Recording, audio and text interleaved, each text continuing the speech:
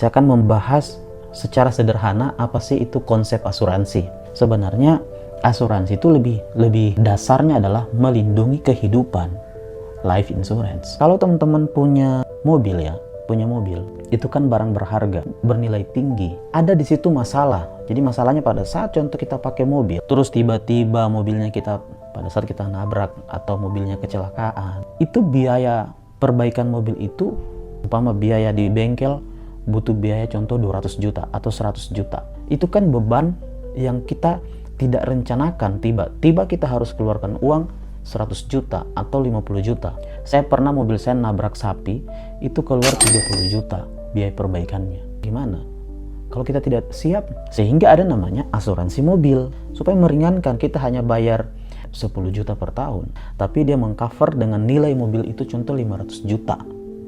Jadi kalau ada apa-apa, mobilnya kecelakaan atau hilang, kecurian, asuransi bisa melindungi, mengcover, bahkan bisa mengganti baru mobilnya. Jadi tujuannya di situ, jadi meringankan finansial kita. Asuransi yang paling terkenal, orang Indonesia mengenalnya asuransi jiwa, padahal bahasa Inggrisnya life insurance, melindungi kehidupan. Seperti pemain bola terkenal Messi dan Ronaldo, mereka itu mengasuransikan kakinya. Jumlah asuransi pemain bola hebat dunia, Messi, menurut data, itu dia mencapai 12,6 triliun diasuransikan kakinya. Dan Ronaldo pun mengasuransikan bagian tubuhnya, cuma bagian tubuh loh, bukan satu badan, itu 1,7 triliun. Kenapa kita mengasuransikan sesuatu itu? Karena dia memiliki yang namanya nilai yang tinggi gitu. Seperti Messi dan Ronaldo punya kemampuan untuk menghasilkan uang itu dari skillnya bermain bola. Selama aman kakinya, sehat kakinya, dia bisa menghasilkan uang triliun. Nah, sehingga dia mengasuransikan kaki itu. Kalau ada apa-apa, bisa dikasih kompensasi sampai tadi 12,6 triliun. Dalam asuransi jiwa teman-teman, itu bukan jiwanya yang diasuransikan, tetapi yang diasuransikan kehidupannya.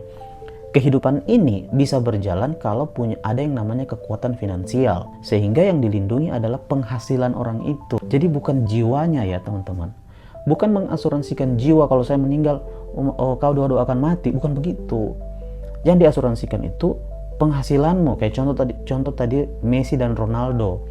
Yang diasuransikan itu penghasilannya. Karena kalau dia sehat, dia bisa main bola.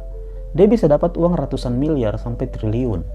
Kalau dia sehat, tetapi itu dia perlu kerja dulu. Dia perlu main dulu selama contoh 10 atau 20 tahun ke depan. Bagaimana kalau dalam pertandingan, salah satu pertandingan, tiba-tiba dia cedera. Tiba-tiba dia cedera dan dia tidak bisa lagi bermain bola.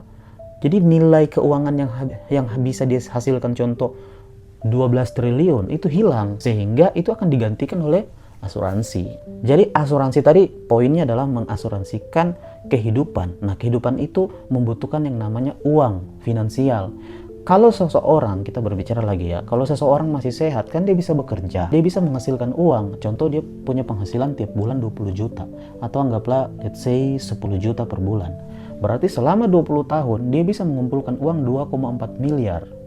Tetapi dalam kurun waktu tertentu 20 tahun ke depan, tidak ada yang tahu resiko, bisa terjadi kapanpun. Kalau itu terjadi, asuransi memberikan 2,4 miliar ini. Itu namanya mengganti penghasilan orang.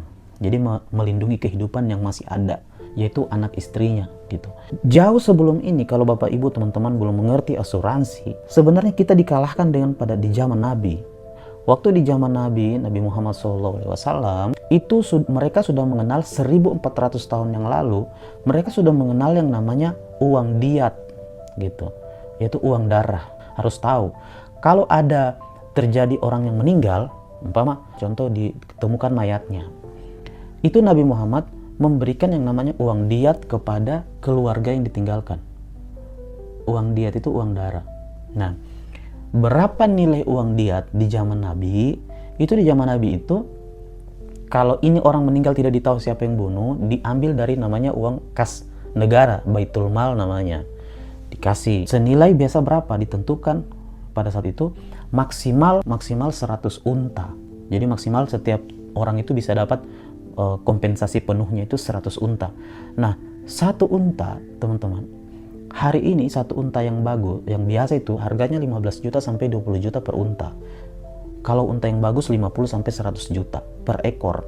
Kalau 100 unta itu nilainya bisa mencapai 2-5 miliar kalau kita uangkan di hari ini. Jadi dia bisa sampai 5 miliar per orang kalau kita uangkan ya. Bayangkan, sangat-sangat dihargainya nyawa manusia di zaman itu. Nabi memberikan yang namanya kompensasi, yang namanya diat itu.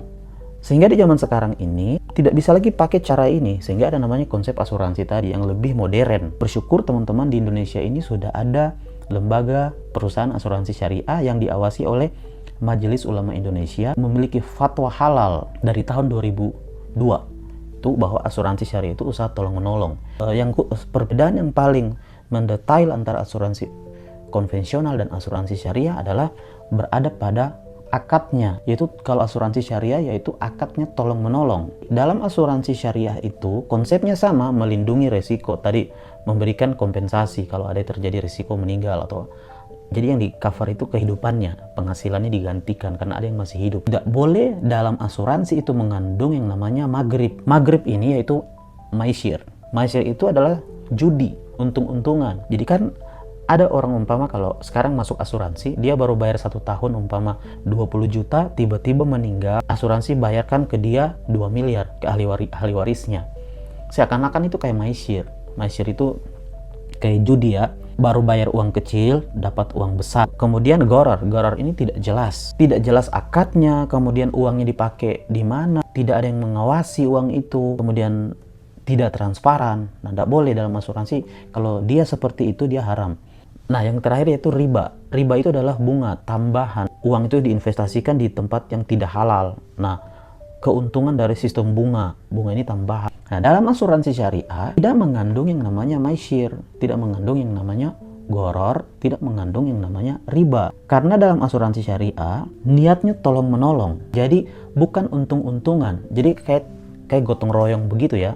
Jadi semua peserta yang masuk asuransi syariah itu bukan tujuannya bisnis, tujuannya adalah tolong menolong. Kalau ada yang terjadi risiko meninggal atau sakit, maka peserta semuanya sudah setuju bahwa ada namanya dana tabarruk. Dana tabarruk itu dana bersama. Kalau tiba-tiba ada salah satu peserta yang meninggal, maka dia akan mendapatkan dana santunan, umpama 2 miliar. Karena kita sudah semua sepakat uang itu diberikan kepada peserta yang terjadi risiko.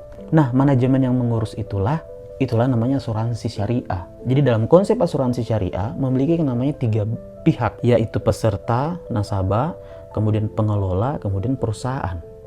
Perusahaan asuransi di sini bukan dia yang memiliki modal, bukan dia yang memiliki uang tersebut, tetapi uang peserta itu namanya uang bersama. Uang bersama yang dikelola gitu. Perusahaan asuransi ini mengelolanya itu. Tidak ada gharar. Konsepnya sudah jelas, tolong menolong. Kemudian akadnya jelas. Dia diawasi oleh Majelis Ulama Indonesia, Dewan Pengawas Syariah. Kenapa tidak ada riba? Karena uang nasabah tidak diinvestasikan ke bidang-bidang yang haram. Investasinya pun ada yang namanya sukuk. Sukuk itu investasi syariah yang diawasi oleh Majelis Ulama Indonesia dan sudah berfatwa halal. Kenapa harus ada asuransi syariah di Indonesia? Karena ini mengenai kehidupan. Jadi di zaman Nabi pun nyawa itu sangat berharga, sehingga tadi diberikan kompensasi tadi uang diat, uang darah. Nah, kalau di zaman sekarang negara tidak memberikan kompensasi kepada masyarakat Indonesia. Di zaman Nabi ada, sekarang cuma dikasih BPJS, asuransi kesehatan saja. Nah, sehingga kita harus berusaha sendiri, berikhtiar sendiri untuk memiliki yang namanya asuransi syariah ini. Karena asuransi syariah juga sudah didukung oleh pemerintah. Prudential Syariah bahkan saat ini sudah bekerja sama dengan Bank Syariah Indonesia, Bank BSI. Sudah sangat tersistem, legalitasnya sangat kuat, bekerja sama dengan Bank Syariah Indonesia. Ini program betul-betul dilindungi oleh pemerintah, kemudian diawasi oleh Otoritas Jasa Keuangan, Dewan Pengawas Syariah. Jadi sayang sekali yang tidak memiliki perencanaan asuransi syariah ini. Semoga bermanfaat. Saya Wijra menyapa teman-teman dari Jakarta. Assalamualaikum warahmatullahi wabarakatuh.